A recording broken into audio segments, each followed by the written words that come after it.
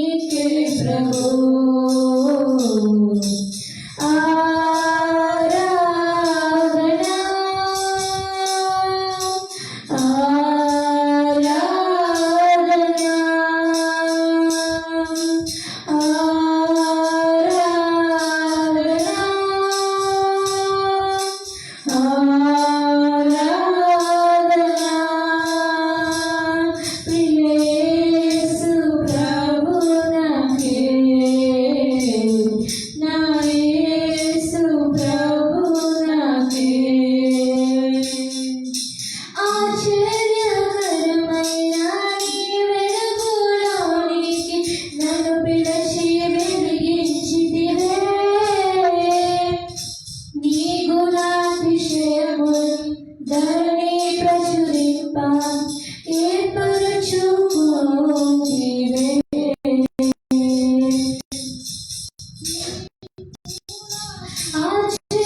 ఆశ్చర్యకరమైన నీ వెలుగులోనికి నన్ను పిలిచి వెలిగించితివే. నీ గుణాతిశయములు ధరణి ప్రచురింప ఏర్పరచుకోంటివే. ఆరాధనా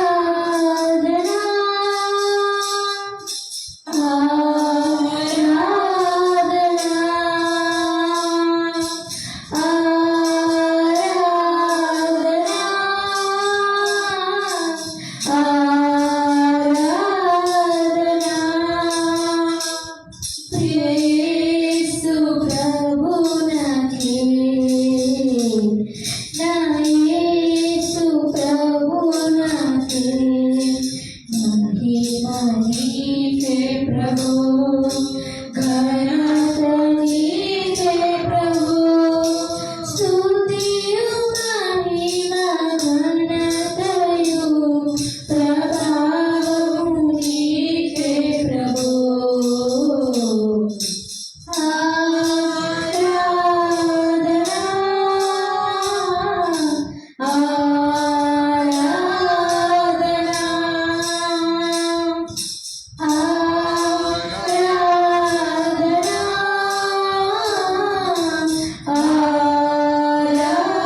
ఆరాధనా. ప్రియ యేసు ప్రభునకే, నా యేసు ప్రభునకే.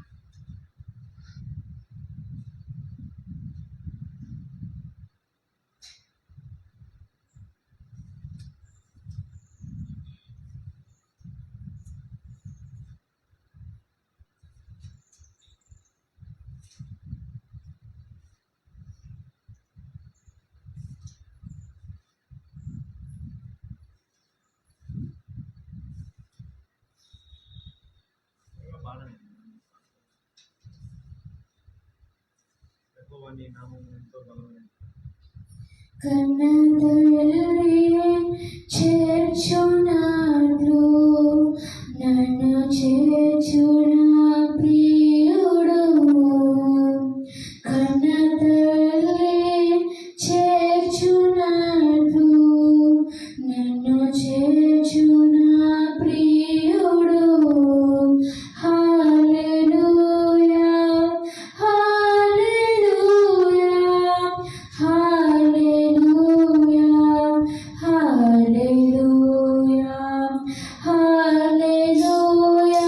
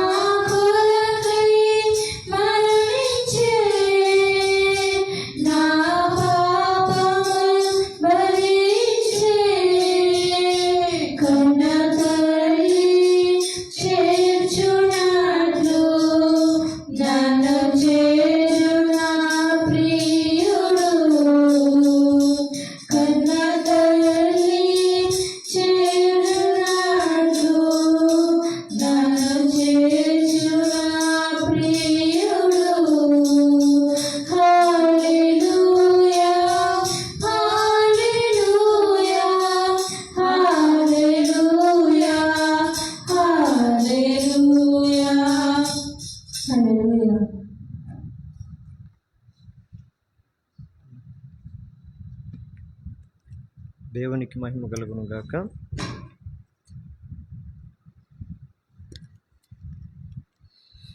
పరిశుద్ధ గ్రంథంలో నుండి ప్రార్థన నిమిత్తమై కొన్ని మాటలు మనం జ్ఞాపకం చేసుకుందాం.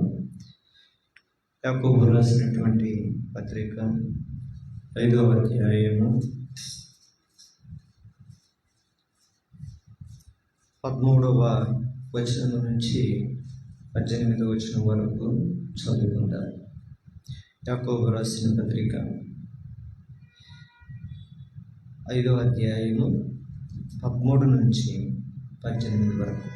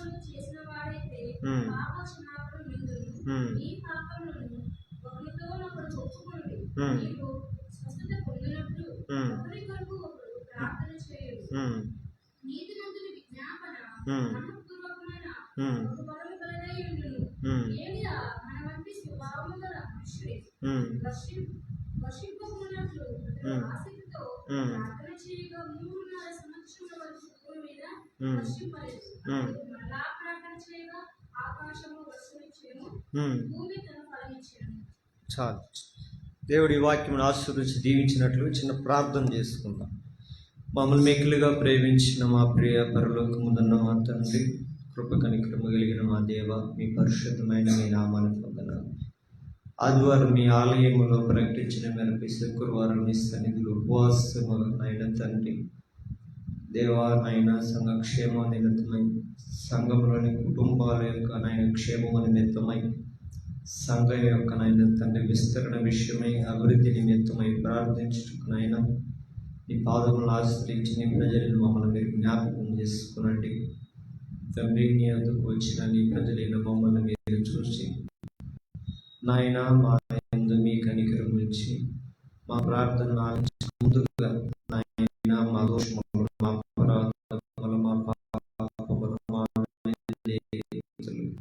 మా తిరుగుబాటు, ప్రతి అపవిత్రతను నాయన నీ కృపను బట్టి క్షమించి నాయన మా ప్రతి ప్రార్థన ఆశ్రయించినట్లుగా మమ్మల్ని అందరినీ సిద్ధపరచండి. ఈ స్థలం అనుసరించండి. అధికారుల అభ్యంతరాలు ప్రారంభాలండి మేమందరము కూడా నా తండ్రి ఏక మనస్సు కలిగి ప్రార్థించడానికి ఏకాత్మను మా మీద కుమ్మరించండి. దుష్టుని యొక్క బలవంతటిని యేసు నామమున కొట్టివేస్తున్నాం. నిలబడుతున్న దాసులను నీ ఆత్మతో అభిషేకించండి, పరిశుద్ధపరచండి, బలపరచండి. నాయన తండ్రి, మా సొంత జ్ఞానమును బట్టి కాక మీ జ్ఞానమును, మీ మాటలు మా హృదయం నుంచి నిస్సిరు చాటును మమ్మల్ని మరుగుపరిచి మాతో మాట్లాడుతున్నామని సహాయం చేయమని యేసుక్రీస్తు శ్రేష్టమైన పరిశుద్ధమైన నామమున ప్రార్థించి అడిగి వేడుకుంటున్నాము తండ్రి, ఆమేన్. దేవునికి మహిమ కలుగు. మనం చూసినటువంటి ఈ అధ్యాయంలో యాకోబు రాసినటువంటి చెబుతున్నటువంటి మాటలు ఉన్నతమైనటువంటి మాటలు. ప్రార్థన గురించినటువంటి ప్రాముఖ్యమైన మీలో ఎవరికైనా శ్రమ సంభవించిన వాడు ఏం చేయాలంట? ప్రార్థించాలి.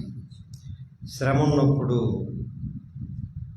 ఏడవటం కాదు, శ్రమ ఉన్నప్పుడు రోధించటం కాదు, శ్రమ ఉన్నప్పుడు కృంగిపోవటం కాదు.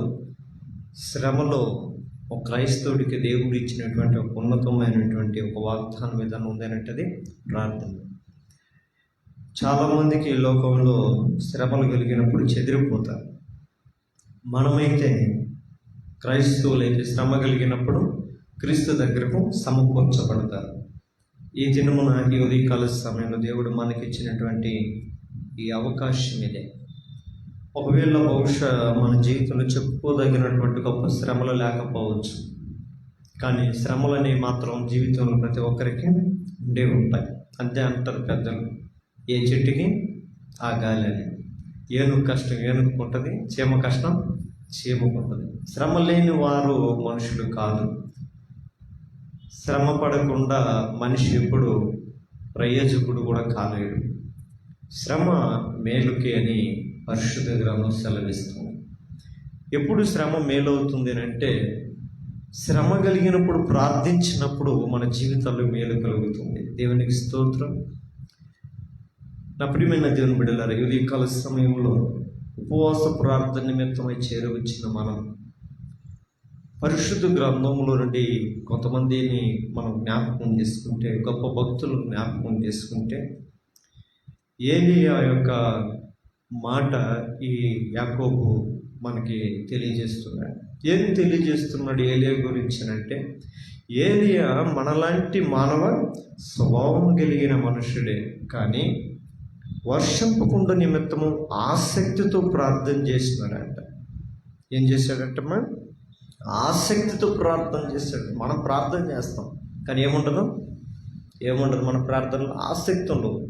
ఏదో చేయాలంటే చేయాలి అన్న ధోరణి ఉంటుంది. కనుకనే కొన్ని ఆగకుండా మన జీవితంలోనికి వస్తూ ఉన్నాయి. అవి కష్టాలైనా, శ్రమలైనా, వేదనలైనా, వ్యాధులైనా, బలహీనతలైనా, ఇక ఏవైనా సరే మన జీవితంలో కొన్ని ఆగిపోవాలని మనం ప్రార్థన చేస్తుంటాం. అవి ఆగవుగాక మరి ఎక్కువగా మన జీవితంలోనికి ప్రవేశిస్తుంటాయి. అలాంటప్పుడు మనం చేయాల్సింది ఏంటంటే, ప్రార్థన చేస్తున్న అనుభవం ఉంది కానీ ఆసక్తితో కూడుకున్నటువంటి ప్రార్థన కావాలి. ఏలియా మనలాంటి స్వభావం, అంటే మనలాంటి స్వభావం అని ఎలా పోలుస్తున్నాడు చూడండి. ఏలియా గొప్ప దైవభక్తి కలిగినటువంటి దైవజనుడు, గొప్ప వ్యక్తి, ప్రవక్త. ఆయన పేరు కూడా ఉచ్చరించడానికి బహుశా మనకు అర్హత లేదేమో. కానీ ఈ యాకోబు మానవుల్ని ప్రార్థించడానికి వచ్చినటువంటి వారితో పోలుస్తూ చెప్తున్నాడు, ఏలియా మనలాంటి మానవ స్వభావం కలిగిన వాడే. అంటే తనలో కూడా కోపాలు ఉన్నాయి, తనలో కూడా భయాలు ఉన్నాయి, తనలో కూడా పోరాటాలు ఉన్నాయి, అన్నీ ఉన్నాయి. కానీ ఆయన ఏం చేస్తున్నాడు? అవన్నీ వచ్చినప్పుడు ఆసక్తితో ప్రార్థన చేస్తున్నాడు. మన జీవితంలో కూడా ఆసక్తితో చేసే ప్రార్థన అద్భుతమైన కార్యాలను జరిగిస్తుంది. దేవునికి స్తోత్రం. అద్భుతాలు మనం చూడాలేనంటే, దేవుని కార్యాలు మన జీవితంలో చూడాలేనంటే మనం ఏం ప్రార్థన చేయాలి? ఆసక్తి. అందుకని మన ప్రార్థనకు ముందుగా మనం ఇది పెట్టుకోవాలి, ఆసక్తితో కూడిన ప్రార్థన. అపోస్తలులు కూడా ప్రార్థన చేశారు. వారు ఏక మనస్సుతో ప్రార్థన చేసి, సంఘం అత్యాసక్తితో ప్రార్థన చేశాను. సంఘం ఏం చేసిందంటమ్మా? అత్యాసక్తితో. ఆసక్తి ఒకటి ప్లస్ అత్యాసక్తి. ఈరోజు సంఘంలో మనం చేరవచ్చిన మరి హెచ్చుగా మనం కూడా అత్యాసక్తితో ప్రార్థన చేయాలని చెప్పి మనం కాదు గొప్ప విషయం. ప్రార్థన గొప్పది. ఆసక్తి అంటే నేను ఒక అర్ధగంట చేస్తే అది గొప్ప ప్రార్థన అని కాదు. ప్రార్థన చేసేది 5 నిమిషాలైనా, 2 నిమిషాలైనా, 1 నిమిషం అది ఎలా ఉండాలి? ఆసక్తితో, అత్యాసక్తితో కూడుకుని ఉండాలి. ఏలియా జీవితంలో ప్రార్థన ఎంత ఆసక్తి కలిగిన వాడంటే ఎక్కువసేపు చేసిన కాదు అర్థం. ఆయన దేవుని యొక్క ప్రజలను దేవుని వైపు త్రిప్పుటకు, 2 తలంపుల మధ్య నడుస్తున్న యొక్క వ్యక్తిత్వాన్ని కలిగినటువంటి సమాజాన్ని దేవుని వైపు త్రిప్పుటకు ఆయన ఏం చేశాడు? ఒక బలమైనటువంటి తీర్మానాన్ని తీసుకొని గొప్ప ప్రయోగాన్ని పూనుకున్నాడు. ఒక సాహసం చేశాడని చెప్పుకోవచ్చు. ఆ రోజు జనుల దగ్గరికి వెళ్ళి మీరు ఎన్నది కోరుకుంటారు? దేవుని సేవించాలి, కాకపోతే దేవుణ్ణి మీకు ఇష్టమైన వాటిని సేవించుకోండి. ఈరోజు నేను చెప్తున్నాను, నేను సేవించిన దేవుడే నిజమైన దేవుడు, నేను మీకు నిరూపించాలనుకుంటున్నాను అన్నప్పుడు వాళ్ళు కూడా ఓకే అన్నారు. ఇంచుమించు అనేక మంది వ్యక్తులు బయలును పూజించే వాళ్ళు అక్కడ చేరి ఉదయం మొదలుకొని సాయంకాలం వరకు వాళ్ళు ఏం చేశారు? ప్రార్థన చేశారు. వాళ్ళు ఆసక్తితో చేశారా? ఆసక్తి లేకుండా చేశారా? ఆసక్తితోనే చేశారు. ఎంత ఆసక్తి అంటే ఉదయం నుంచి మధ్యాహ్నం దాకా ప్రార్థన చేశాను, కానీ ప్రయోజనం లేదు. మధ్యాహ్నం అయిపోయింది, అస్తమించబోతున్నాడు, సమయం అయిపోయింది, వారిలో కూడా ఏమవుతుంది, ఎంత ఆసక్తి వచ్చిందంటే వాళ్ళ చేతుల్లో ఉన్న ఆయుధాలు తీసుకుని వాళ్ళ దేహాన్ని కూడా గాయం చేసుకుంటున్నారంట, ఒలిని కోసుకుంటున్నారు. అయితే 2 నిమిషాలు మోకాళ్ళు వేస్తే 3 నిమిషాలు మోకాలు తీసేస్తాం కదా, వేయలేము మన మోకాలు పోతాయి తెలియదు, మన కాళ్ళు ఎట్టపోతుంది. 2 నిమిషాలు మోకాళ్ళ మీద మనం గట్టిగా ఉండలేము. అద్భుతాలు మన జీవితంలో ఏ రీతిగా చూడగలుగుతాం. ఒక అన్యుల్లో ఉండే ఆసక్తి ఈరోజు క్రైస్తవుల్లో లేదు. నిష్ఠానిష్టతగా ఇష్టగరిష్టతలు కలిగి వాళ్ళు భగవంతుని ఎడల ఆసక్తి కలిగి వారు భక్తిని నిర్వహిస్తారు. ఈరోజు క్రైస్తవుల్లో లేదు. ప్రార్థన అంటే నిర్లక్ష్యం. నేను ఎవరితో మాట్లాడుతున్నాను, ఎవరితో ప్రార్థన అంటే ఎవరితో మాట్లాడేది అనుభవం అదమ్మది, దేవునితో మాట్లాడే అనుభవం. ఈరోజు మన ఇంటికి ఒక మోదీ పిఎం వచ్చిన, పిఎం ఎందుకు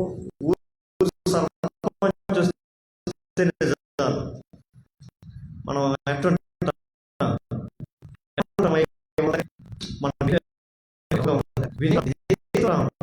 రిక్వెస్ట్తో మాట్లాడతాం, కానీ దేవుని సన్నిధికి ప్రార్థిస్తున్న మనం కూడా అలాంటి రీతిగా కూడా అంటే సొలొమోను గొప్ప ఆలయం కట్టాడు. ఈ ఆలయమే కాదనట్లే, దావీదు కూడా కంటాడు, తన ఆలయంలో యెహోవా నా మొర ఆలకించినంటాడు. మరి ఆలయంలో మన మొర కూడా దేవుడు ఖచ్చితంగా ఆలకిస్తాడు, నో డౌట్. ఇక్కడ మీ ఎమ్మెల్యే మొర దేవుడు ఖచ్చితంగా ఆలకిస్తాడు. కానీ దావీదు రీతిగా ప్రార్థన చేస్తే ఆలకించినాడు అని అంటే, తన కుమారుడు ప్రార్థన చేస్తాడు, నీ ప్రజలు వస్తారు ప్రార్థించడానికి, వారు ప్రార్థన చేసిన వాటన్నిటిని నువ్వు దయచేసి ఆలకించి వారి జీవితంలో కార్యము జరిగించేసయ్యా అని వినయముతో ప్రార్థన చేస్తే దేవుడు అతనికి ఆన్సర్ ఇస్తాడు. సొలొమోను, నా సముఖమందు నువ్వు చేసిన ప్రార్థన నేను ఆలకించి ఉన్నాను, అంగీకరించి ఉన్నాను. నా పేరు పెట్టబడిన నా జనులు లేదా అని ఎవరైనా కానీ నా ఆలయమునకు వచ్చి తమ్మును తాము తగ్గించుకొని ఏం చేయాలంట, తమ్మును తాము తగ్గించుకొని నా సన్నిధిలో ప్రార్థన చేస్తే, అంటే మనం ప్రార్థన చేస్తున్నా ఎలా చేయాలి అనే అంశాలు మనకు తెలియట్లేదు. చూడండి, నేను చెప్తాను. ఏలియా మనలాంటి శుభం కలిగి కానీ అతడు ఆసక్తితో ప్రార్థన చేశాడు. సంఘం అయితే అత్యాసక్తితో ప్రార్థన చేస్తుంది. కానీ దేవుని ప్రజలైతే, దేవుని ఆలయంలోకి వచ్చిన మనమైతే దేవుని ఎదుట మనం ఏం చేసుకోవాలి, మనం తగ్గించుకోవాలి. గొప్ప జ్ఞానం కలిగిన వారమై ఉండొచ్చు, సంపన్నం కలిగిన వారమై ఉండొచ్చు, వివేకం కలిగిన వారమై ఉండొచ్చు, ఆస్తిపాస్తులు కలిగిన వారమై ఉండొచ్చు, కానీ దేవుని కంటే గొప్పవారం కాదు కదా. కాబట్టి దేవుని దగ్గరకు మనం వచ్చిన తర్వాత మనము తగ్గించుకున్నప్పుడు దేవుడు అంటాడు, యేసు ప్రభు, తన్ను తాను తగ్గించుకున్నవాడు ప్రతివాడు హెచ్చరించబడు. దేవునికి స్తోత్రం కలుగును గాక. నీ శ్రమలలో, నీ బాధలలో, నీ కష్టములో, నీ కన్నీటిలో, నీ వేదనలో, నీకున్నటువంటి ప్రతికూల పరిస్థితుల్లో నువ్వు వచ్చి దేవుని సన్నిధిని తగ్గించుకున్నప్పుడు, అయ్యా ఈ పరిస్థితుల ముందు నేను ఓడిపోయినానయ్యా, ఈ సమస్యల ముందు నేను ఓడిపోయినానయ్యా, ఇదిగో ఈ యొక్క విజయాల ముందు అపజయస్తుడిగా నేను జయించలేక నిస్సాయి స్థితిలో ఉన్నానయ్యా, ఏమి చేయలేని బలహీనుడున్నానయ్యా, బలవంతుడకు తండ్రి, ఈ బలహీనమైనటువంటి పరిస్థితులు ఉన్న నాకు వీటన్నింటి జయించే శక్తి నాకు దయచేయవా అని మనం తగ్గించుకొని దేవుని హెచ్చించి ప్రార్థిస్తే దేవుడు ఎంత హెచ్చిస్తాడంట, వీటన్ని ఏ అయితే నువ్వు తగ్గిపోయి పడిపోయి ఉన్నావో వాటన్నిటి మీదుగా ఉండేటట్లుగా దేవుడిని హెచ్చిస్తాడు. దేవునికి స్తోత్రం. ఇది దేవుడు మన జీవితంలో చేయగలిగిన వాడు. ఈ ఏలియా తన జీవితం అలాంటి మనస్వభావం కలిగిన వాడు. అంటే నువ్వెంతో నేనెంతో ఏలియా కూడా అంతే. ఏలియాకేమో నాకు ఎక్స్ట్రా ఏం లేవు, మనలాంటి స్వభావం కలిగిన వాడిని మనతో పోలుస్తున్నాడు. మనలాంటి స్వభావం కలిగిన ఏలియా ప్రార్థన చేస్తే, ఏలియా లాంటి స్వభావం కలిగిన మనము కూడా ప్రార్థన చేస్తే ఏలియా జీవితంలో కార్యాలు జరిగించినట్లుగా ఈ మధ్యాహ్న కాల సమయంలో జీవము కలిగిన దేవుడు మన ప్రార్థన నిమిత్తమై కార్యాలు జరిగించును గాక. ఎంతకో ఏలియాలోనే గొప్పతనాలు ఏంటి, నేను ఒక 5 మాటలు చెప్పి నేను క్లుప్తంగా నేను ముగిస్తాను. మన ప్రార్థనకి వెళ్ళడానికి ఒక మనిషిని ఇన్స్పైర్గా తీసుకుందాం. ఎందుకంటే ప్రార్థించే వారిని మనం ఏం చేసుకోవాలి, మాదిరిగా తీసుకోవాలి. మన మీద ఈరోజు ఎక్కడికొచ్చి ప్రార్థన చేసి వెళ్ళిపోతుంది, దానివల్ల ఉపయోగం లేదు. మనం దేవుని దగ్గర అడగాలి, ప్రభా పలాని వ్యక్తిని మాకు చూపించినాం కరెక్టా, వాళ్ళని ఏలియాను మా గమనానికి తీసుకొచ్చినాం, ఆయన వల్లే ప్రార్థన చేస్తే ఆ ఏలియా ప్రార్థన అన్నట్టుగా మా ప్రార్థన వింటావు అని చెప్పినావు కదా. ఇదిగో మేము అతని వల్ల మేము కూడా మా మనసును మార్చుకొని మా హృదయాన్ని సిద్ధపరచుకున్న ప్రార్థన ఏలియా జీవితంలో కార్యాలు జరిగించినట్లుగా మా జీవితంలోనూ మా కుటుంబంలోనూ మా సంఘంలోనూ జరిగించుతుంది కాక అని అడగాలి. ఎందుకంటే దేవుడు పక్షపాతి కాదు. ఏలియాకు ఒక రకము, మనకు ఒక రకం కాదు. ఇంకా అలా చూస్తే ఆయన దేవుడు కాదు. ఇప్పుడు మనం ఏలియా యొక్క నడవడికలోనికి, ఏలియా యొక్క జీవిత యొక్క అనుభవంలోనికి మనం వెళ్ళగలిగితే ఖచ్చితంగా దేవుడు కార్యాలు చేయగలడు. ఏలియా అంటే దానికి అర్థం ఏంటంటే యెహోవా నా దేవుడు అని అర్థం. ఏలియా అంటే దానికి మీనింగ్ ఏంటి? యెహోవా నా దేవుడు. ఏలియాకి ఎవరు దేవుడు? సర్వస్వం నా దేవుడే అని తల్లిదండ్రులు ఏలియాకి. మనకు కూడా దేవుడు కొనడబడేవాడు, గణపరచబడేవాడు, పూజించబడేవాడు, లేదా ఏదైనా పొందదగిన దానికి అర్హుడు అని అర్థం. మన జీవితంలో ప్రాముఖ్యమైనటువంటి పాత్ర కలిగిన వారు ఎవరైనా ఉన్నారంటే అది డబ్బు, ఆస్తులు కాదు, అంతస్తులు కాదు, ఇంకొకటి కాదు, మరొకటి కాదు. అదేంటి? దేవుడే ఉండాలి. ఏలియాకి సర్వస్వం ఏంటి అని అంటే దేవుడే. ఒకే మాటలో వాళ్ళ తల్లిదండ్రులు చిన్నప్పుడే ఆయనకి ఆ పేరు పెట్టారు. ఇదిగో ఒకవేళ నీ జీవితంలో మేము ఉండకపోవచ్చు, తల్లిదండ్రులుగా మేము ఉండకపోవచ్చు. ఏలియా తల్లిదండ్రుల కథ కానీ, ఏలియా ఒక కథల కథ బయట ఎక్కడన్నా ఉన్నాయా? నేనే చదువులు మీరు ఎడని చదివినారేమో నాకైతే తెలియదు. ఏలియాకి దేవుడు, ఆయన ఏలియాకి శ్రమలు, కష్టాల్లో, ఇబ్బందులు లేదు. ఆయన తన కుటుంబాన్ని ఆశ్రయించి నెమ్మదిగా లేవు, పోరాడుతున్నాడు. కానీ తన ఎవరున్నారు? దేవుడు ఉన్నాడు. ఆమె దేవుడు ఉన్నాడు. కానీ అందుకని ఏమైనా యెహోవా తల్లిదండ్రులు ఎందుకు పెట్టారు నాకు తెలియదు. మన బిడ్డలకు కూడా కళంటి నేర్పించాలి. నీకెందుకు నేనున్నా పోరా, తల్లిరా పోరా పోయి, నీకెందుకు మాట్లాడదు ఏదో ఒకటి అని మన పిల్లలకి చిన్నప్పటి నుంచి కొన్ని సాధన చేస్తాం. మా ఇంటికి మేనమామలు వచ్చిన మేనత వచ్చి కొంతమంది చెప్తా ఉంటారు, రే మీ భయపడుతుంది, ఎందుకు భయపడుతుంది, నేనున్నా భయపడమా అను అంటే ఏదో ఒకటి అంటాడు. అత్తో నేను పెళ్లి చేసుకుంటానని చెప్పరా అంటే వీళ్ళు అంటారు, నీ కూతురు నాకు ఇవ్వ అత్తో అని అంటే వీడు ఫస్ట్లో భయపడుతుంది. భయపడితే వీళ్ళు ఏమంటారు, ఎందుకు భయపడతావు, మనం భయపడకూడదు, మనం భయపడకూడదు అను అని. ఏలియా యొక్క తల్లిదండ్రులు అయితే తమ బిడ్డలు ఏం నేర్పించారు? ఇదిగో కుటుంబం ఒకవేళ నీతో ఉండకపోవచ్చు, బంధువులు నీతో ఉండకపోవచ్చు, నేను కన్న తల్లిదండ్రులకు నీ జీవితంలో ఉండకపోవచ్చు, కానీ నీకెవరు? దేవుడే. అవే మన దేవుడిని, మన పిల్లల్ని ఎప్పటికీ కూడా దేవుడి మీద ఆధారపడేది సార్. అందుకని ఏలియా ఆ యొక్క జీవితం అంత మాత్రమే కాదు, ఏ దేవుడిని తన ఆధారం చేసుకుని జీవించాడో ఏలియా రోషం కలిగిన వైపు ఏంటంటే, ఎందుకంటే పరిశుద్ధ గ్రంథంలో అంటుంది, మీ దేవుడిని యెహోవా రోషము కలిగిన దేవుడు. రోషము కలిగిన దేవునికి పిల్లలైన వారు వాళ్ళు కూడా ఎలా ఉంటారు? మా ఇంట్లో మా తాతకి రోషం ఎక్కువ అంటూ ఉంటారు. వాళ్ళ పిల్లలకి ఏమంటారు? రోషం ఎక్కువ. వాళ్ళ మనవలు కూడా మా ఇంట్లో అందరూ అదే అంటారు, రావడం వచ్చిన వాళ్ళంతా, మీకు ఎక్కడ నుంచి మీ పుట్టిన కోపం పుట్టిన పిల్లలు కోపం పిల్లలు మీ ఆలోచన ఏమున్నాయి? కోపాలు ఎక్కువ ఉన్నాయి. మా అమ్మ కూడా గొప్ప మీ అప్పుడు కూడా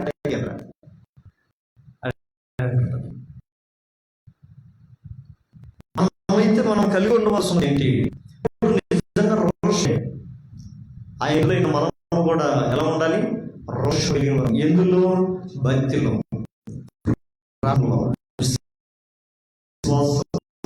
నమ్మకంలో, యథార్థతలో, దేవుని యొక్క ఆజ్ఞలో, విషయంలో. అది మాత్రమే అలాంటి ఏలియా యొక్క జీవితంలో ప్రాముఖ్యమైనటువంటి లక్షణాలు. ఎందుకు ఏలియా ప్రార్థన దేవుడికి కారణం ఏంటి? ఈ మధ్యాహ్న సమయంలో దేవుడు మనం కూడా మన ప్రార్థన వినటానికి ఏలియా వలె మన జీవితాలు మనం మార్చుకోగలిగితే మన జీవితంలో దేవుడు ఏలియా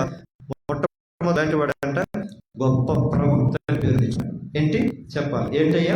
గొప్ప ప్రవక్త, ఉన్నతమైన దేవుణ్ణి ఎరిగినటువంటి వ్యక్తిగా దేవుని కోసం ఏలియా తన ప్రాణాలను సైతం కూడా లెక్క చేయటానికి అకాలి. రోజు దేవుడు ఆయన దగ్గరకు వచ్చి ప్రత్యక్షమయ్యి, ఏలియా రాజు దగ్గరికి వెళ్ళి ఈ విషయం, నేను చెప్పే విషయం చెప్పు అంటే, ఏలియా అయ్యా నేను బానయ్యా అని అన్నా. ఎందుకనంటే ఆ టైం పోవాలనంటే ఏలియా ఎట్లా ఉంది? శత్రుత్వం. ఎందుకు శత్రుత్వం వచ్చింది రాజుకు ఏలియా కంటే? రాజు నడవడికి సర్లేదని ఏలియా గద్దిస్తూ ఉండేవాడు. రాజునైతే అయ్యి ఉండొచ్చు నువ్వు, దేవుడు నిన్ను నిలబెట్టింది, తన ప్రజలను పాలించడానికి దేవుడు నిన్ను రాజుగా స్థానంలో కూర్చోబెట్టాడు. నువ్వు దేవుడిని మరిచి నీకు ఇష్టమైనట్టుగా నీ భార్య చెప్పినట్టుగా నడుచుకుంటూ నువ్వు దేవునికి వ్యతిరేకమైన కార్యాలు చేస్తున్నావని హెచ్చరించేవాడు. ఇప్పుడు ఆ మాటలు చెప్తే ఎవరికైనా నచ్చుతుంది? ఈ రోజుల్లో కూడా మనం కూడా ఒక మనిషికి ఉన్నట్లుగా చెప్తే, నువ్వు ఇలాంటి వాడు అలాంటి వాడు వాడి, నీకు భక్తి లేదు, ప్రార్థన చేయలేదు, నీదేం భక్తి, నీదే విశ్వాసం అని అంటే సగంలో విశ్వాసాలు ఉంటారా? నీదేం భక్తి లేదు అయితే అయ్యి ఉండొచ్చు కానీ మమ్మల్ని అంటారు. ఆ రోజుల్లో కూడా ఏలియా కూడా ఈ మాటలే పోయి దేవుడు ఊరికే ఏలియా దగ్గరకు వచ్చి, ఆహాబు ఇది ఈ రీతిగా నాకు వ్యతిరేకంగా నడుస్తున్నాడు ఏలియా, వెళ్ళి చెప్పు అని అంటే ఈయన పోవాలా. ఈరోజు దైవ సేవకుడు కూడా దేవుని సంఘంలోని బిడ్డలకు దేవుడు ఏది సెలవిస్తే అది చెప్పేవారుగా ఉండాలి. బొమ్మటానికి కానీ, రాజీ పట్టడానికి కానీ, నామూషి పట్టడానికి కానీ, వాళ్ళకి చెప్తే ఏమనుకుంటారో, వాళ్ళు చెప్తే వచ్చే వారి నుంచి సంఘానికి రారేమో, ఇన్ని రోజులు సంఘంలో ఉన్న వాళ్ళు ఈరోజు బాగొట్టుకుంటే అష్టనేమో మనుషులు మెప్పు కొరకు వాక్యమును బోధించేవాడు ఎప్పటికీ గొప్ప ప్రవక్త కాలేడు. ఈరోజు మనము కూడా దేవుని ఎదుట ఆయనకి ఇష్టమైనటువంటి వారుగా మనం ఉండాలి. చూడండి, మొదటి రాజుల గ్రంథము 18వ అధ్యాయము 21వ వచనం. మొదటి రాజుల గ్రంథము 18వ అధ్యాయము 21వ వచనం.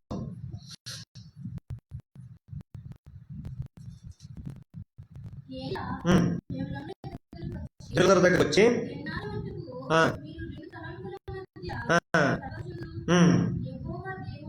యెహోవా దేవుడైతే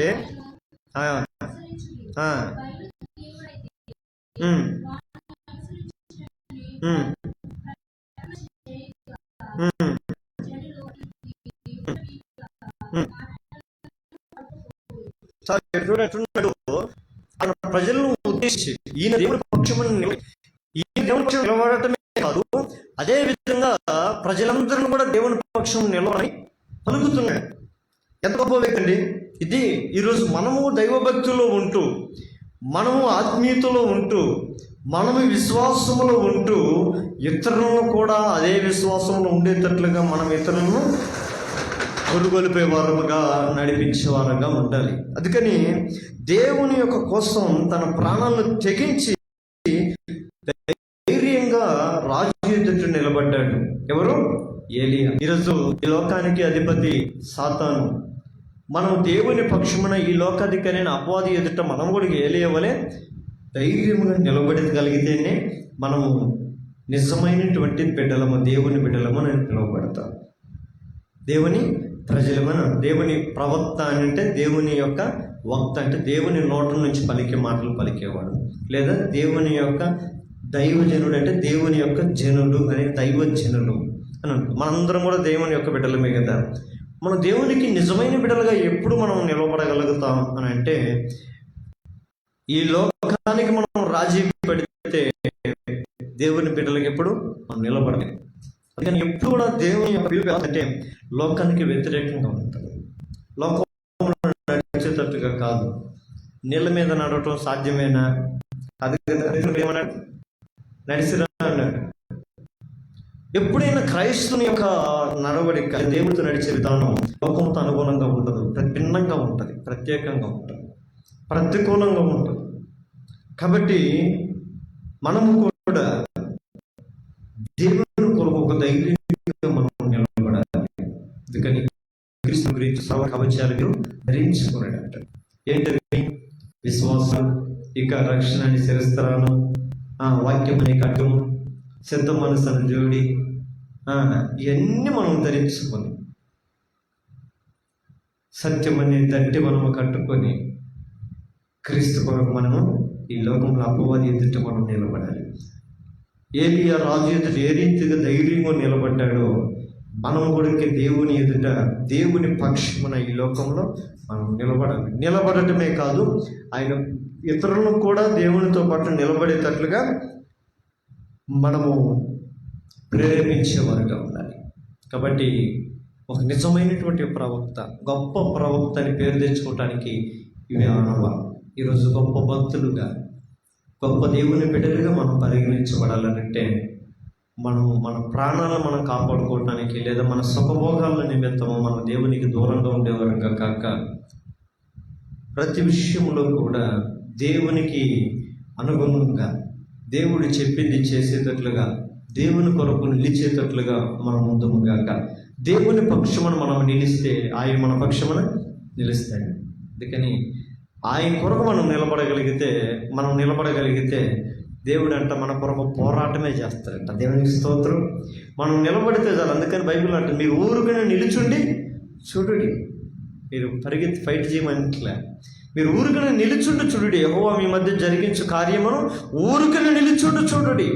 మనం దేవుని కొరకు మనం నిలబడగలిగితే ఆయన మన కొరకు నిలబడటం కాదు, యుద్ధము చేయవాడు. దేవునికి స్తోత్రం. ఆయన మన పక్షమున యుద్ధం చేస్తాడు. ఈరోజు ఒక గొప్ప భక్తులుగా, దేవుని ప్రజలుగా మనం నిలబడాలి అని మనం ఒక ఆలోచన కలిగితే మనకు అనేకమైన పోరాటాలు మన జీవితంలోకి వస్తాయి. మీరు కూడా ఒక తీర్మానం చేసుకోండి. కావాలంటే ఈ రోజు నుంచి నేను ప్రతి ఉదయమున ఎక్కువజామున 3 గంటలకు లేచి నేను ప్రార్థించాలనుకోండి. మీకు సాధ్యమవుతుందేమో, మీ వల్ల కాదు. ఎందుకు అవుతుందా? సాధ్యం కాదు. సాతాను అనేక రకాలుగా మీకు అభ్యంతరాలుగా చేస్తాడు. లేదు, కంపల్సరీగా నేను సంఘంలో ప్రతి కార్యక్రమంలో నేను పాల్గొనాలని తీర్మానం చేసుకోండి. మీకు సాధ్యమవుతా? సాధ్యం కాదు. ఈరోజు వస్తే ఇంకొక రోజు రారు, ఇంకొక రోజు వస్తే ఇంకొక రోజు, ఒక ఆదివారం వస్తే ఇంకొక ఆదివారం రారు, ఆదివారం వస్తే మంగళవారం రారు, మంగళవారం వస్తే గురువారం రారు, గురువారం వస్తే శుక్రవారం రారు. సాధ్యం కాదు దేవుని కొరకు నిలబడ్డాం. అందుకే మనం నిజమైన భక్తులుగా మనం పరిగణించబడలేకపోతున్నాం, ఒక గొప్పవారుగా ఉండలేకపోతున్నాం. దేవుని కొరకు నిలబడడం అంటే అంత సామాన్య విషయం కాదు.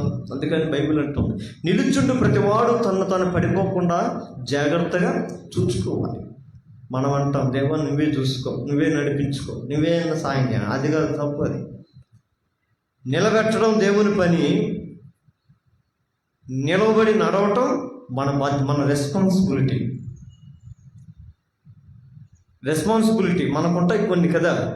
అలాంటివి భక్తులు నిలబడాలి. భక్తులు వెనకం చేసేవారుగా మనం ఉండకూడదు. ఒక గొప్ప ప్రవక్తని ఏలియా ఊరికి పిలువబట్టలేదు, సామాన్య విషయం కాదు. మీరు ఇంటికి వెళ్ళిన తర్వాత రాజుల గ్రంథం చదివితే మొదటి రాజుల్లో ఏలియా యొక్క ఉదాంతం మనకు కనబడుతుంది. ఏడైనా నెమ్మదిగా నిద్రపోయినట్టు, ఏడైనా నెమ్మదిగా పడుకున్నట్టున్నాయి పాపం ఆయనకి. ఎన్నో కష్టాలు, ఎన్నో అయినా సరే వాటన్నిటిలో దేవుని కొరకు ఆయన నిలబడ్డాడు. దేవునికి స్తోత్రం. దేవుని కొరకు ఎప్పుడైతే మనం నిలబడగలుగుతామో అప్పుడే నిజమైన భక్తులుగా నిలబడతాం. ఆయన తన భక్తుల యొక్క మొరను ఆయన ఆలకించింది. ఈరోజు ఈ మధ్యాహ్న కాల సమయంలో దేవుడు మన జీవితంలో మన ప్రార్థన ఆలకించాలంటే, మన జీవితంలో అద్భుత కార్యాలు జరిగించాలంటే ఏలేవలే దేవుని కొరకు మనం నిలబడే వారంగా ఉండాలి. మొదటి తీర్మానం. రెండవదిగా చూస్తే చూడండి, మొదటి రాజులు 21వ అధ్యాయము 17వ వచనం నుంచి చూడండి అమ్మా. 29వ వచనం చూడండి.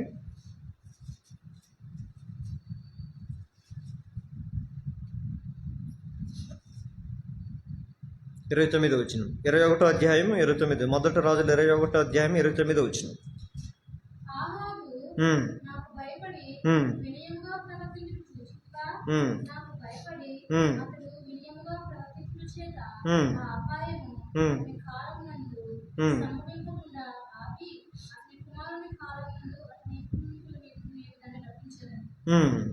ఇక్కడ మనం 17వ వచనం నుంచి మనం చదువుకుంటే మనకి ఎంత అర్థమవుతుంది. అంత అయిన తర్వాత, బలి అర్పణ అయిపోయిన తర్వాత ఆకాశం నుండి అగ్ని దిగివచ్చి బలిపీఠమును బలి పశువును అంతా దహించిన తర్వాత జరిగిన కార్యం ఏంటంటే అక్కడ బయలుదేరిన వాళ్ళందరినీ వధించటం.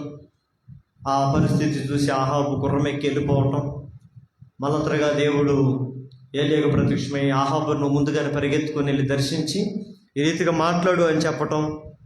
ఇవన్నీ మనం చూసినప్పుడు దేవుని ఎడల అంచెలంచెలమైనటువంటి భక్తి విశ్వాసాలు మనకు కనబడుతుంటాయి. అంత మాత్రమే కాదు, ప్రాణాలు పోతాయని తెలిసినా సరే దేవుడు తెలియజేస్తే ప్రతి మాటను ఆహాబు రాజుగా ఆయన తెలియజేస్తూ ఉన్నాడు. ఆహాబు భార్య ఆ మాట అంటది. ఏమంటది?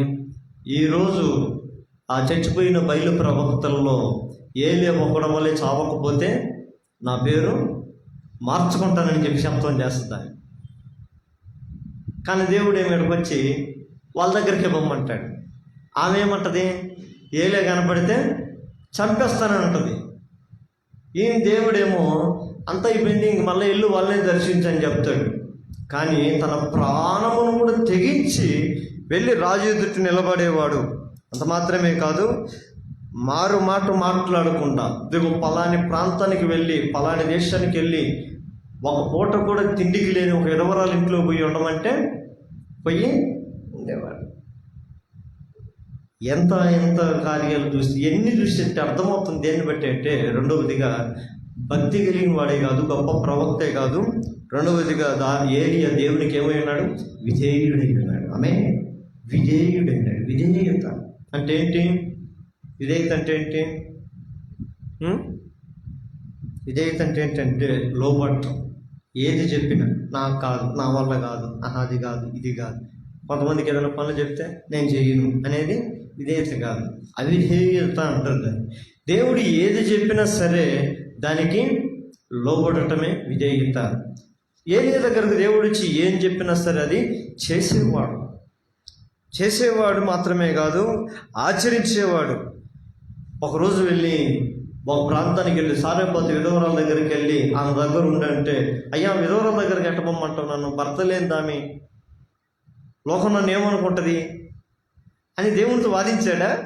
ఏం లేదు, ఏమన్నా కానీ. ఇంకా బైబిల్లో మనం చూస్తే చాలామంది ఉంటారు రీతి విధేయత చూపించి ఆశీర్వదించబడిన వారు.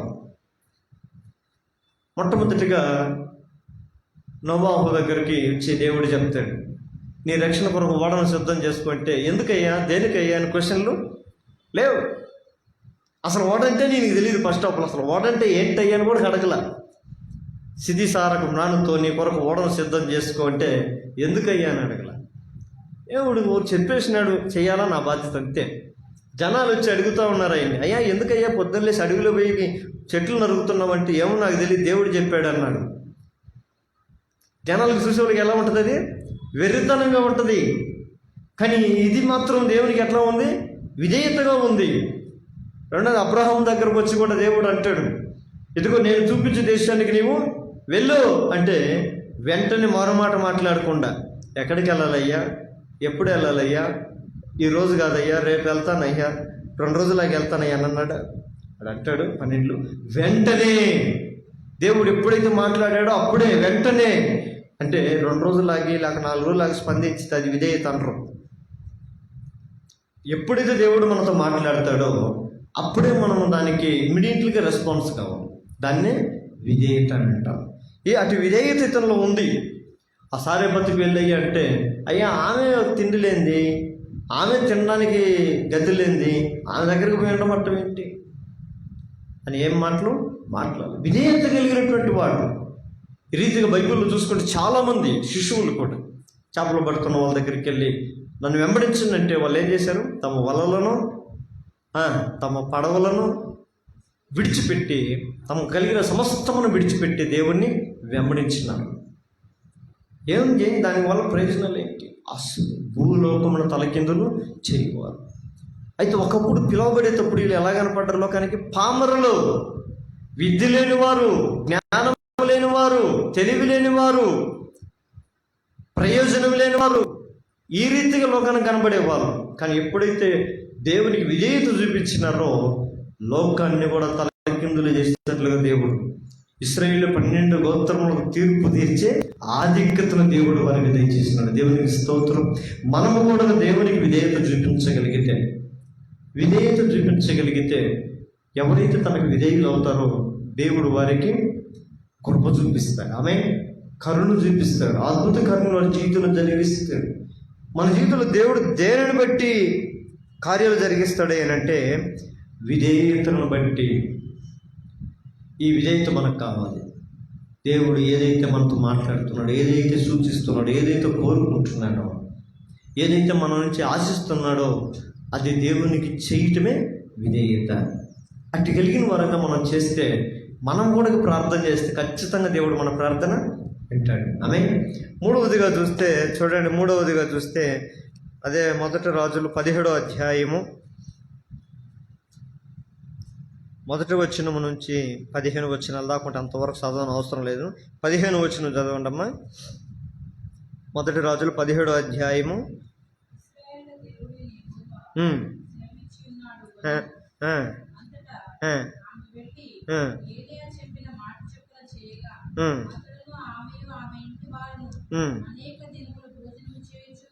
చాలు. ఇక్కడ చూడండి, ఇక్కడ మూడవదిగా మనకు అర్థమవుతున్న మాట ఏంటంటే, ఈ విధవరాల దగ్గరికి వెళ్ళి పోషించబడ్డానికి ముందుగా ఆయన ఎక్కడున్నాడు?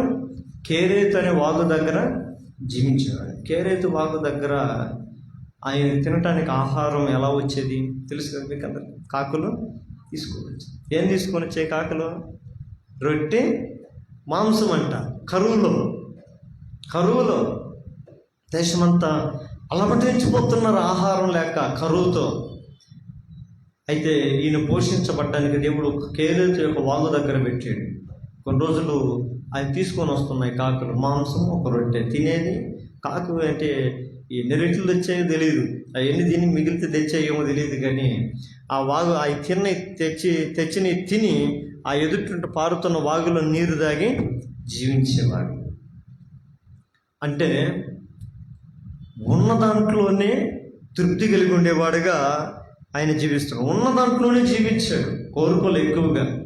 అయ్యా కాకి దేవడం ఏంటయ్యా దరిద్రం కాకపోతే పౌరుల చేత పంపి అనొచ్చు కదా. మన కాకి పట్టుకున్నది, కాకి సౌండ్ ఇంటేనే మనకి ఎట్లా ఉంటుంది? ఇరిటేషన్గా ఉంటుంది. వద్దు ప్రభా, కాకిలో వద్దు ప్రభా, దయచేసి ఏదన్నా కోవిల చేతనో పావుల చేతను పంపేయటం కదా. ఈ కాకి దోచుకోవటమే తెలుసు కానీ ఇవ్వడం దానికి తెలియదు కదా. ఈ దరిద్రపు కాకులు అంటాం, కాకి అపశకున అంటాం. ఈ కాకులు ఏడ ఉపయోగపడతాయి? చచ్చిన తర్వాత పిండం పెట్టే కాడ ఉపయోగపడతా అంటాం. కానీ ఈ కాకుల చేత దేవుడు పోషిస్తుంటే దేవుడు ఏదైనా చేయని, ఇప్పుడు ఏదైతే పరిస్థితి కలుగు చేసినాడో దానికి ఇష్టపడుతున్నాడు. దాంట్లోనే జీవించడానికి, గొప్పలో పోవటానికి కాదు. ఉన్నతంగా కొంతమంది గొప్పకు పోయి ఏమైపోతారు? గొప్పకు పోయి అప్పులు పోవాలి, గొప్పకు పోయి నష్టాలు పోవాలి, గొప్పలకు పోయి కష్టాలు పోవాలి. ఈరోజు గొప్పలు పోతారు. దగ్గర దేవుడు సాబత్ దగ్గరికి వెళ్ళి ఆయన ఇచ్చే దాంట్లో చిన్న రొట్టె, చిన్న అప్పలం ఉంటుంది, ఒక చిన్న పిండి ఉంటుంది, అది చేసుకుని 3 రొట్టెలు చేసుకుని బతుకుపోండి అంటే ఆంకాకి ఇంకొక దగ్గర పంపించని మాట్లాడాల. దేవుడు తనకి ఏదైతే చెప్తున్నాడో, ఏదైతే ఇస్తున్నాడో దానితోనే జీవించడానికి ఇష్టపడ్డాడు. మాంసం తిని కాకితో పంపించాడు. సారేబోత దగ్గరికి వెళ్ళిన తర్వాత మాంసం కట్టు, అర్థమవుతుందా? కట్టు. ఇప్పుడు అదేముంది? ఓన్లీ అప్పలం ఉన్నది కదా బైబిల్లో. ఒక అప్పలం, ఒక రొట్టె తీసుకొచ్చి మొదలు. ఇప్పుడు మాంసం కట్టు రొట్టె. ఇన్ని రోజులు మాంసం తిని అలవాటు ఒకసారి మాంసం లేకపోతే ఉంటుంది. కానీ దానికి కూడా అడ్జస్ట్మెంట్ చేసుకొని సర్దుకుంటున్నాడు. మనం కూడా దేవుడు మనం కలుగు చేసి ఏదైతే ఇచ్చి ఉన్నాడో దాంట్లోనే జీవిస్తూ ప్రభుని మనం కనపరిచే వారికి ఉండాలి. ఆమె ప్రభుని స్తుతించే వారికి ఉండాలి. అందుకని పౌలు అంటాడు, నేను దేని స్థితిలో ఎరుగుదను, సంపన్న స్థితిలో ఉండని ఎరుగుదను. ఏ స్థితిలో ఉన్నా కూడా ప్రభుని స్తుతించగలుగుతాడు. సంతృప్తి ఉండటం దేవుడు ఇచ్చిన. ఈరోజు 99 ఇచ్చి ఉంటే దేవుడు మొదలు పెడితే ఇచ్చిన 99 మరిచి ఒక్కనే మన మనసు పెట్టుకొని దాని గురించే పడతాం, దాని గురించి ఏదో చేస్తాం, దాని గురించి కలత పడతాం. అది లేదే అది లేదే అని వేదన చెందుతుంటాం. కాబట్టి లేని వాటిని కాదు, మనకి ఇచ్చిన వాటిని బట్టి ప్రభువును మహిమపరిచేవారు. ఏది తమ జీవితంలో అదే చేస్తూ ఉన్న దాంతో జీవించాడు. 4వ అదే 1 రాజులు 17వ అధ్యాయము 1వ వచనం చూడండి అమ్మ.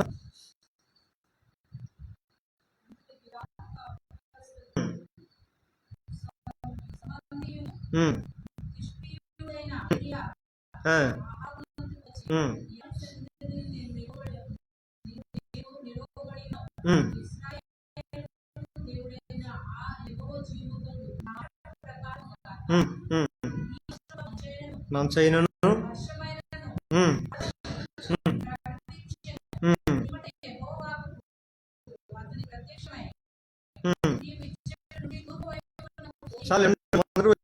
అప్పుడు ఆయన దగ్గర నిలబడి దగ్గర నిలబడి చెప్తాను, ఎదుగో నేను యెహోవా సన్నిధిలో నిలబడినాను, యెహోవా సన్నిధిలో నిలబడి నేను ప్రార్థన చేసినాను, నేను నమ్మకంతో చెప్తున్నా.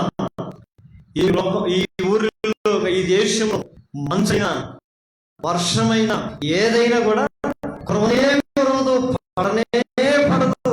తెలుసా, దేవుని సన్నిధిలో నేను ప్రార్థన చేస్తాను అంటే గొప్ప ప్రార్థన పరుడు. ఏది ప్రార్థన చేసి కాన్ఫిడెన్స్గా ఆహాబుకు చెప్తున్నాడు. దేవునికి స్తోత్రం. మనం ప్రార్థన చేసిన కాన్ఫిడెన్స్గా చెప్పగలుగుతామా? అందుకని బైబిల్ అంటుంది, మీరు ఏదైతే అడుగుతున్నారో వాటినల్లా నమ్మి అడగలేదు. అంటే మనం ప్రార్థించడానికి వచ్చినాం కదా, ఇప్పుడు అడిగితే ఏదైతే ఉన్నామో అవన్నీ మనం పొందుకునే నమ్మి అడగాలంట, ఇచ్చినాడని నమ్మాలంట. ఈ ఇస్తాడనే దానికంటే ఇచ్చి ఉన్నాడు అనే విశ్వాసంతో మన ప్రభుని ప్రార్థించాలి. ఇచ్చినందుకు వందనాలు అయ్యాను ఒకసారి చెప్తా ఉంటే పక్కన వాళ్ళు కళ్ళు తెరిచి చూస్తారు.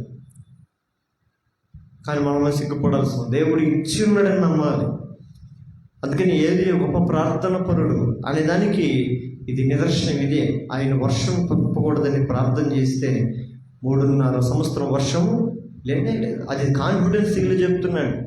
మంచు బిందువు కూడా పడదయ్యా, ఈ దేశంలో కురవనే కురవదు, ఇదే నా సవాల్ అని చెప్పినాడు. అందుకని మనం కూడా ఈ ఏలియా యొక్క ఆదర్శంతో మనం కూడా ప్రార్థించేవారు. దేవుని సన్నిధిలో ఎవరి సన్నిధిని నిలవబడి ఉన్నాను అంటున్నాం. మనం నిలబడే సన్నిధి చాలా ప్రాముఖ్యం. ఈరోజు మనం అదే సన్నిధిలో నిలబడి ఉన్నాం. కాన్ఫిడెన్స్ ముఖ్యం, విశ్వాసం ముఖ్యం, నమ్మకం. దేవుడు ఏమైనా చేయగలడు, నేను అడిగినది ఖచ్చితంగా చేయగలడు అనే విశ్వాసంతో మనం కానీ అడగలిగితే ఏదో జీవితంలో దేవుడు అద్భుతం చేసినట్టుగా మన జీవితంలో కూడా దేవుడు అద్భుతాలు చేస్తాడు. అందుకని ఏలియా జీవితంలో చేసిన అద్భుతాలు ఎలాంటివి అంటే, దేవుని అందలి ఎంత విశ్వాసం ఉన్నాడో అంతే ఉన్నతమైనటువంటి అద్భుత కార్యాలు కూడా చూశాడు. ఎంత విశ్వాసం కలిగి ఉన్నాడో అంత అద్భుతాలు. సారేపతి యొక్క కుమారుడు చనిపోతే బ్రతికించాడు. మళ్ళీ ఏం చేశాడు, వర్షము ఆగిపోయేటట్లుగా ప్రార్థన చేస్తే మళ్ళీ తిరిగి వర్షం వచ్చేటట్లుగా కూడా ఆయన ప్రార్థన చేశాడు. ఆయన ప్రార్థన చేస్తేనే వర్షం వచ్చేటట్లుగా చేసినాడంటే అంత గొప్ప భాగ్యం. ఈరోజు కొన్ని కారణాలు, కొన్ని కష్టాలకు, కొన్ని శ్రమలకు మనమే కారణమై ఉండొచ్చు కదా, కొన్ని ఇబ్బందులకు మనమే కారణమై ఉండొచ్చు. కానీ వాటికి పరిష్కారం కూడా మనమే కావాలి. ఆమె ప్రభా తెలుసో తెలియక బుద్ధిహీనతను బట్టి, అజ్ఞానం బట్టి కొన్ని పరిస్థితుల వల్ల నా జీవితంలో కష్టం తెచ్చు, అయితే వాటిని తొలగిపోయినట్లుగా ఇదిగో నేనే పశ్చాత్తాపడే నీ సన్నిధిలో ప్రార్థన చేస్తున్నాను, నా జీవితంలో సహాయం చేయి.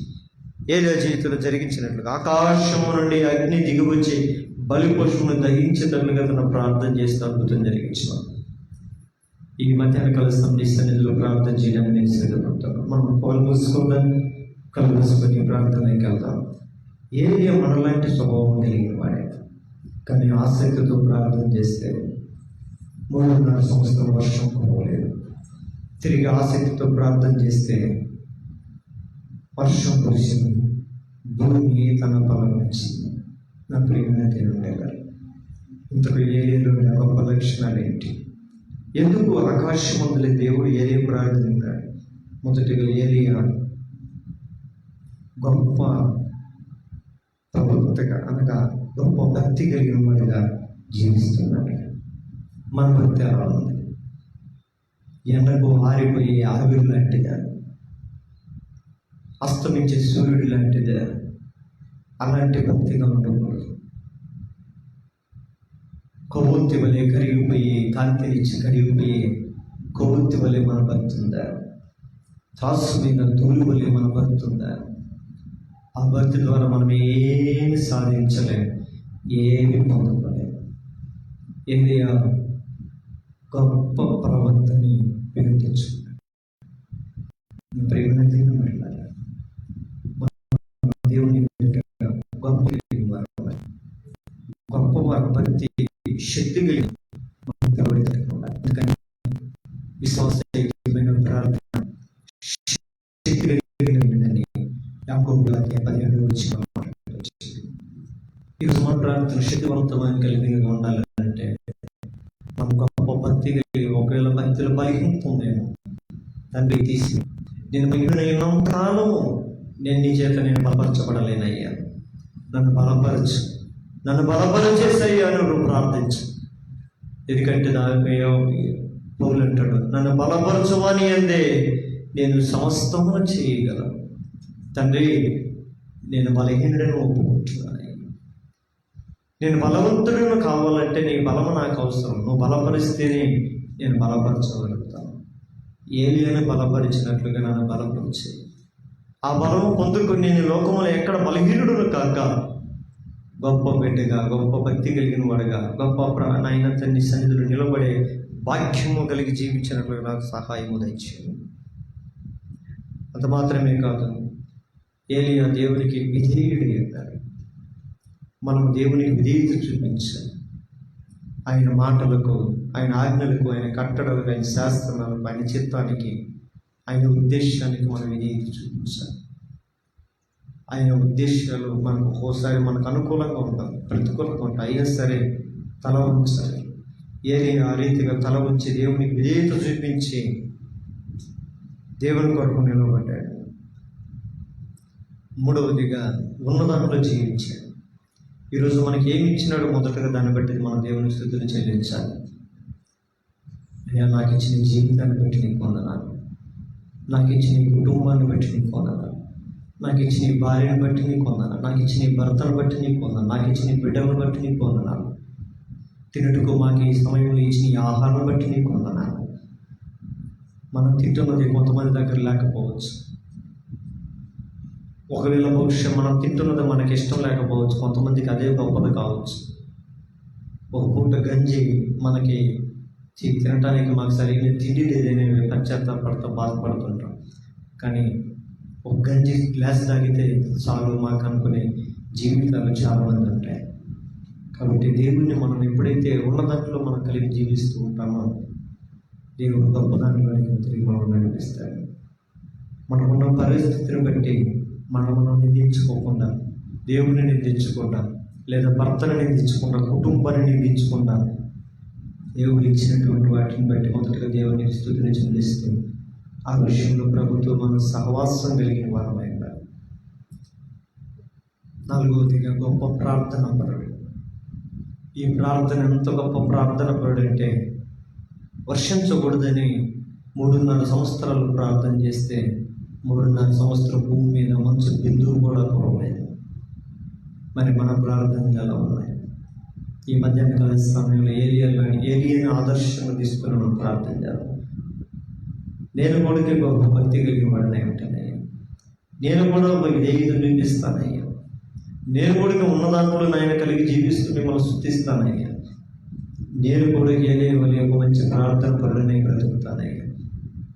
కనుక ఏలియా జీవితంలో ఎలాంటి అద్భుతాలు జరిగించావో నా కుటుంబంలో, నా సంఘంలో, నా జీవితంలో, నా బ్రతుకుల్లో కూడా ఈ అద్భుతాలు జరిగించు ప్రభు అని నువ్వు ప్రార్థన చేయగలిగితే ఈ మధ్యాహ్న కాల సమయంలో నా ప్రభు ఏలియా ప్రార్థన ఆలకించి కార్యం జరిగించినట్లుగా, ఏలియా ప్రార్థనని భూమి మీద వర్షం కురిసేటట్లుగా చేసినట్లు నా దేవుడు నీ మీద కూడా తన ఆశీర్వాదమైన వర్షధారులను యేసు నామములో కుమ్మరించును గాక. ప్రార్థన కనిపిస్తుంది. కేవలం క్లుప్తంగా విన్నటువంటి వాక్యం బట్టి మనం ప్రార్థన పడలేదు. ఆగిపోయినట్లు ఏలియా ప్రార్థన చేసాడు, కొన్ని ఆగిపోయినాయి. ఈరోజు కూడా మన కుటుంబాలు కొన్ని ఆగిపోయి ఉన్నాయి, సంఘములు కొన్ని ఆగిపోయి ఉన్నాయి, సమాజంలో కొన్ని ఆగిపోయి ఉన్నాయి. అవన్నీ దేవుడు తిరిగి కుమ్మరించేందుకు మనం ప్రార్థించాలి. ప్రజల యొక్క కఠిన మనస్సును బట్టి కొన్ని ఆగిపోయి ఉన్నాయి. సంఘములో క్షేమము కుమ్మరింపబడాలి, సంఘములో ఆత్మలు కుమ్మరింపబడాలి, సంఘములో ఆశీర్వాదములు కుమ్మరింపబడాలి, సంఘములో సమృద్ధి కుమ్మరింపబడాలి, సంఘములో కృపావరం కలిగిన వారు కుమ్మరింపబడాలి. ఆకాశము తన వర్షం ఇచ్చిన, భూమి తన ప్రతిఫలం ఇచ్చినట్లుగా దేవుడు ఆకాశము నుండి తన అద్భుతములు జరిగించి సంఘములో అనేకమైనటువంటి కార్యాలు జరిగించాలి. సంఘము తగిన ప్రతిఫలం ఇచ్చి దేవునికి మహిమకరంగా, ఇతరులకు ఆశీర్వదకరంగా, ఇతరులకు దీవెనకరంగా సంఘమును దేవుడు ఆశీర్వదించినట్లుగా ప్రార్థన చేసుకుంటాం.